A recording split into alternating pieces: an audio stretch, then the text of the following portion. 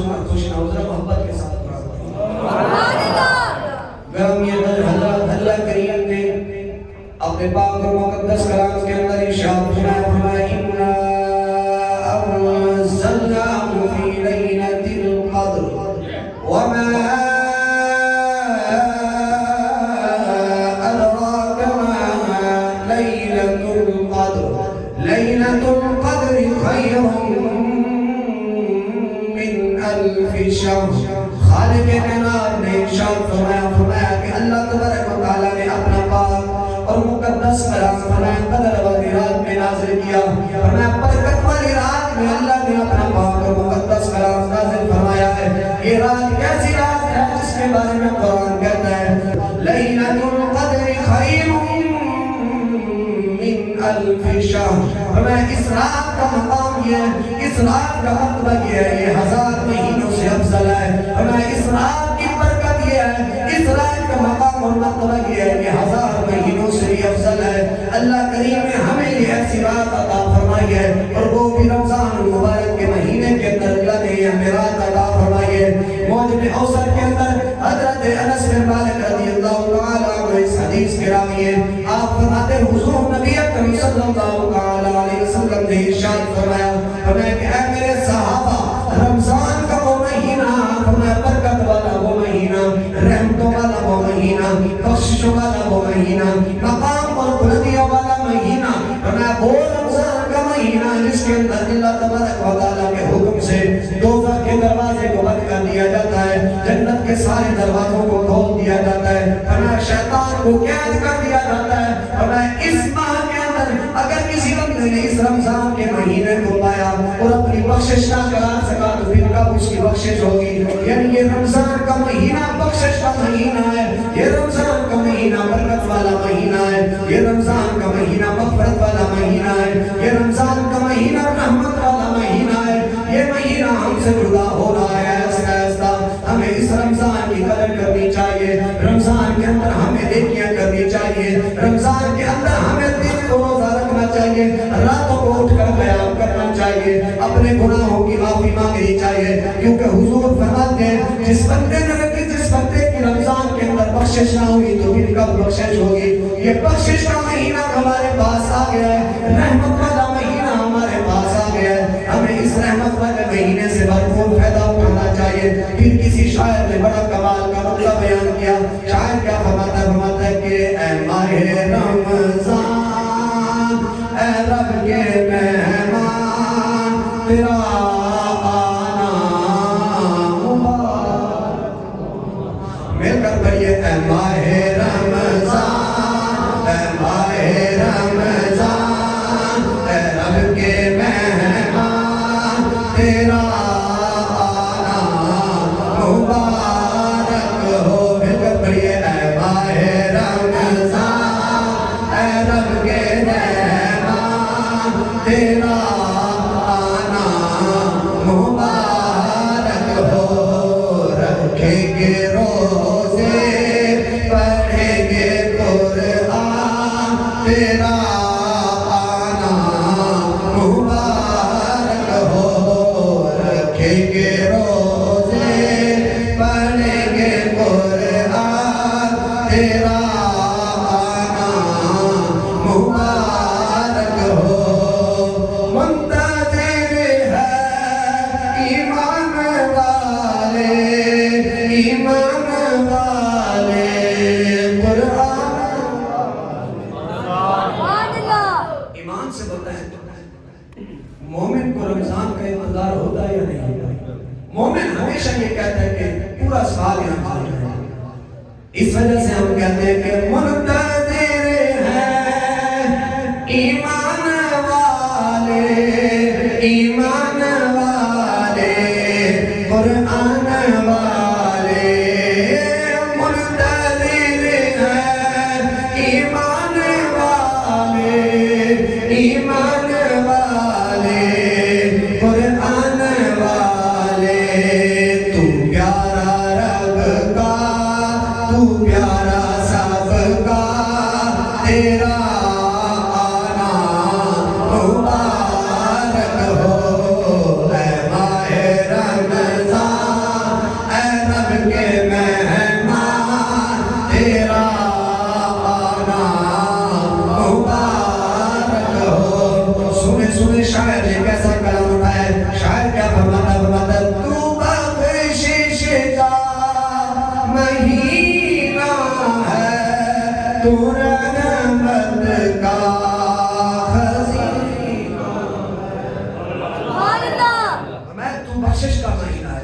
کیوں شاعر نے فرمایا؟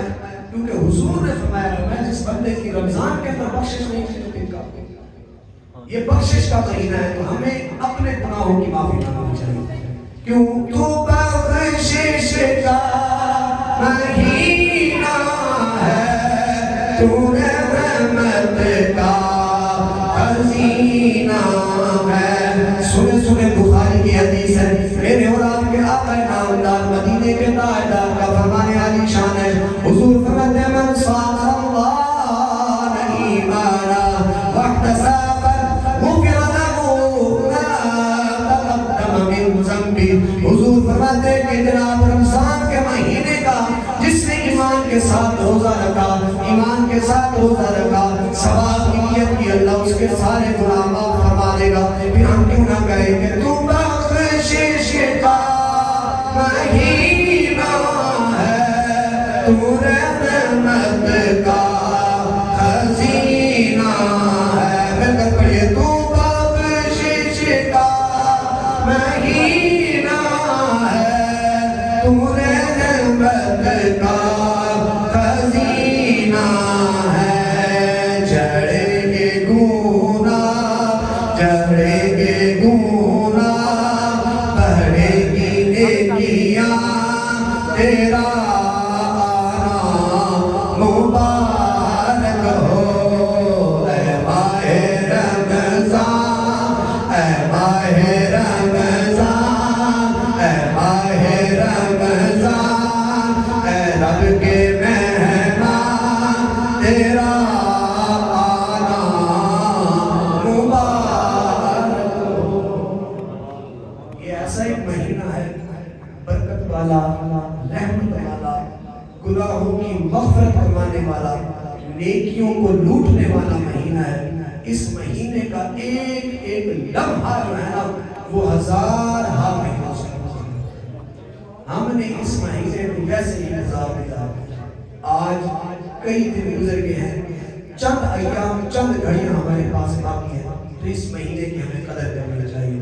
اس مہینے کے اندر ہمیں نیکیاں کرنی چاہیے، اپنے گناہوں کی معافی مانگنی چاہیے. کیوں؟ حضور فرماتے ہیں کہ جب رمضان مبارک کا برکت والا مہینہ آتا ہے نا، ہر رات کے اندر اللہ تعالیٰ 60 لاکھ جانبیں فرما دیتا ہے. تو ہمیں اس مہینے کے اندر نیکی کرنی چاہیے. ہو سکتا ہے اللہ تعالیٰ ہمارا بھی نام بھی لوگوں کی لسٹ میں شامل کر دے، اللہ تعالیٰ ہماری بھی بخشش فرما دے. کیونکہ برکت والا مہینہ جو ہے، رحمت والا جو مہینہ ہے، بخشش والا جو مہینہ ہے، رب کے خزانوں کو لوٹنے والا جو مہینہ ہے، پھر اس مہینے سے ہمیں بس پور فائدہ اٹھانا چاہیے. آج حالات ایسے ہو چکے ہیں کہ لوگ رمضان سے اکساتے رہتے ہیں. وہ کہتے ہیں کہ پتہ نہیں کس وقت ٹائم ختم ہوگا، کس وقت جناب کو ہم افطاری کریں گے، کس وقت ہم کھائیں گے، کس وقت پیئیں گے. اور صحابہ کا کیا معمول تھا؟ رمضان تھا یا غیر رمضان تھا، وہ ہر وقت روزے میں راز کرتے تھے. جن لوگوں کو قدر ہوتی ہے کہ وہ اس بات کو جانتے ہیں کہ رمضان کا مہینہ کیسا مہینہ ہے، کیسا برکت والا مہینہ ہے، کیسا رحمت والا مہینہ ہے. تو ہمیں اس مہینے کی ہر لمحے کے اندر ہمیں رب کی بارگاہ میں توبہ اور استغفار کرنا چاہیے. ایک بخشش کا مہینہ ہمارے پاس آ چکا ہے. اب رمضان کا مہینہ تو آئے گا، لیکن ہو سکتا ہے ہم میں سے کوئی ہو یا نہ ہو. پچھلے سال ہمارے ساتھ کچھ لوگ تھے، اب نہیں ہیں، چلے گئے دنیا سے. یہ دنیا ایک مسافر خانہ ہے. میاں محمد بخش کھری شریف رحمۃ اللہ تعالی، آپ نے بڑی کمال کی بات کی. آپ فرماتے ہیں کہ کالے بال مسافر ہوئے، چٹیاں لے دے لائے، سامنے دیکھ محمد بخش تنظور سریڑے ہوئے. یہ مختصر سی زندگی ہے، یہ ختم ہو جائے گی. لیکن کامیاب وہ لوگ ہیں جنہوں نے اس مختصر زندگی کے اندر بھی اللہ اس کے رسول کے حکم کے مطابق زندگی گزاری. حضرت سیدنا جنید بغدادی رحمۃ اللہ تعالی، آپ کے پاس نا ایک شخص آیا دور دراز سے مرید ہونے کے لیے. جب آپ کے پاس پہنچا 2-2.5 سال کا عرصہ آپ کے پاس رہا. جانے لگا تو کہنے لگا کہ حضور مجھے اجازت دیجیے. میں نے پہلے بھی تمہیں نہیں روکا تھا، جا سکتے ہو. میں حضور یہ نہیں پوچھو کہ میں نے مجھے کیا پتا آیا تھا اب چلا جا رہا ہے تو جا میں تجھے نہیں روک سکتا. تو اس نے کہا نہیں حضور پوچھے سکتے نا میں جا کیوں رہا. آپ نے فرمایا کہ ٹھیک ہے اگر بار بار تم اصرار کرتے ہو تو بتاؤ کیوں جا رہے ہو. وہ شخص کہنے لگا حضور میں بڑے دور سے آیا تھا, میں نے سنا تھا کہ جنید بغدادی بہت بڑے اللہ کے ولی کامل ہیں, بہت بڑے نیک ہیں, بہت بڑے آدمی ہیں, بہت بڑی شخصیت کے مالک ہیں. میں نے سوچا وہاں جاؤں گا, کوئی کرامت دیکھوں گا, کوئی ایسا معاملہ دیکھوں گا تو میں اس کا مرید بن جاؤں گا. تو حضور میں نے 2.5 سال کا عرصہ آپ کے پاس گزارا لیکن کوئی ایسی کرامت نظر نہیں آئی, تو اس وجہ سے میں جا رہا ہوں. میں نے تو ویسے سنا تھا لیکن میں نے یہاں آ کر دیکھا کہ کوئی کرامت نہیں ہے آپ کے پاس, آپ کوئی اتنا بڑے نہیں ہیں. آپ نے مسکرا کر فرمایا اچھا تو کرامت دیکھنے کے لیے آیا تھا. اور میں حضور کرامت دیکھنے کے لیے آیا تھا. آپ نے فرمایا اچھا یہ بتا کہ جو 2.5 سال کا عرصہ تم نے میرے ساتھ گزارا, کیا کبھی بھی ایسا لمحہ آیا تھا کہ میں نے کوئی ایک کام بھی اللہ اس کے رسول کی مرضی کے خلاف کیا؟ ہمیں کوئی ایسا لمحہ آیا تھا, کوئی ایسی گھڑیاں آئی تھی, کوئی ایک کام بھی اللہ اس کے رسول کی مرضی کے خلاف میں نے کیا؟ تو اس نے کہا حضور نہیں, ہمیں اس سے بڑی کرامت تجھے کیا چاہیے. یعنی اللہ کے نیک جو بندے تھے وہ صرف یہ نہیں ہے کہ کوئی ایسا خلاف کام کر کے دکھا دیتے تھے, نہیں وہ کرامت دکھائیں یا نہ دکھائیں لیکن ان کا یہ طریقہ ہوتا تھا کہ وہ پوری زندگی اللہ اس کے رسول کے حکم کے مطابق گزارتے تھے. تو آپ نے فرمایا اس سے بڑی کرامت تجھے کیا چاہیے. تو وہ شخص قدموں میں گرا, اس نے کہا حضور مجھ سے بہت بڑی غلطی ہو گئی, میں نے تو سمجھا کہ شاید کوئی بڑا آدمی وہ ہوتا ہے جو ان کرامت دکھا دے, کوئی بیڑی کو تار دے یا کسی جناب درخت کو چلا دے یا کسی مرغی کو زندہ کر دے یا اس طرح کے کوئی اور معاملات کر دے. میں نے تو یہ سمجھا تھا لیکن اب مجھے معلوم ہوا کہ سب سے بڑی کرامت بھی یہ ہے کہ اگر بندہ پوری زندگی اللہ اس کے رسول کے حکم کے مطابق. آج ہم اپنے اندر جھانک کر دیکھیں کیا ہماری زندگی اللہ اس کے رسول کے حکم کے مطابق چل رہی ہے, ہم اپنی زندگیوں کو اللہ اس کے رسول کے حکم کے مطابق گزار رہے ہیں. تو میں سمجھتا ہوں نہیں, ہم کچھ سمے تقریباً ہو سکتا ہے آپ میں سے کوئی اللہ کا نیک اور ولی کامل بیٹھا ہو, ہم اس نے ظاہر رکھتے ہیں لیکن ہر بندے کو اپنے اندر جھانکنا چاہیے. یہ اللہ نے ہمیں ایک شیشہ دیا ہے, رات سونے سے پہلے کم از کم ایک مرتبہ اپنے آپ اس شیشے کے سامنے کھڑے کر کے دیکھنا کہ اللہ نے ہمیں کیا کیا دیا ہے اور ہم نے بدلے میں کیا کیا کیا ہے. کون سی ایسی نعمت ہے جو اللہ نے ہمیں نہیں دی؟ کیا رزق نہیں دیا, اولاد نہیں دی, گاڑی بنگلہ نہیں دیا, بچے نہیں دیے, ماں باپ نہیں دیے, کیا نہیں ہم نے رب کو دیا اور ہم نے رب کو کیا دیا ہے؟ جس رب نے ہمیں کچھ عطا کیا نا اس کے بھی کچھ حقوق ہیں. اللہ کریم نے قرآن پاک کے ارشاد فرمایا وما خلقت الجن والانس الا ليعبدون, میں نے انسانوں اور جنوں کو پیدا بھی اس وجہ سے کیا تھا کہ وہ میری عبادت کریں. کیا ہم آج عبادت کر رہے ہیں؟ آپ کو کتنے لوگ عبادت کے لیے نظر آتے ہیں اور جو آتے ہیں وہ بھی مخلص نہیں ہوتے. اب رمضان کا مہینہ آئے, لوگ آتے ہیں تو شروع کے اندر مسجدیں بھری تھی, آپ وہ ایسا ختم ہو گئے, اب چند بندے کھڑے ہوتے ہیں جناب وہ امام کے پیچھے, اور ان میں سے اکثر یہی کہتے رہتے ہیں کہ جناب جلدی کریں, ختم کریں, ہم نے جانا ہے. یعنی یہ ہماری عبادات ہو چکی ہے, یہ ہماری ریاضتیں ہو چکی ہے, یہ ہمارے معاملات ہو چکے ہیں. تو ہمیں اخلاص کے ساتھ, ایمان کے ساتھ اللہ اس کے رسول کی رضا کے لیے ہمیں نیکی کا کام کرنا چاہیے. یہ ابھی میں نے آپ کے سامنے حدیث پاک کی, حضور فرماتے ہیں کہ من صام رمضان ایمانا واحتسابا غفر له ما تقدم من ذنبه. جس بندے نے ایمان کے ساتھ, اخلاص کے ساتھ روزہ رکھا اور ثواب کی نیت کے لیے کام کیا تو اللہ اس کے سارے گناہ معاف فرمائے. دین کی بات پھیلانا صدقہ جاریہ ہے. ثواب کے نیت سے ویڈیو کو شیئر ضرور کیجیے. جزاک اللہ.